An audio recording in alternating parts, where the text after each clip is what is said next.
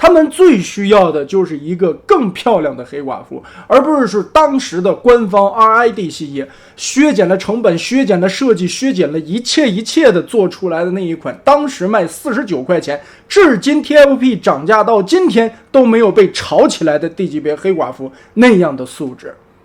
那翻回来我们再看这款黑寡妇，如果说和官方那一款 RID 的 D 级别对比的话，这就不是一个次元的玩意儿了。这一款设计是真的非常棒的，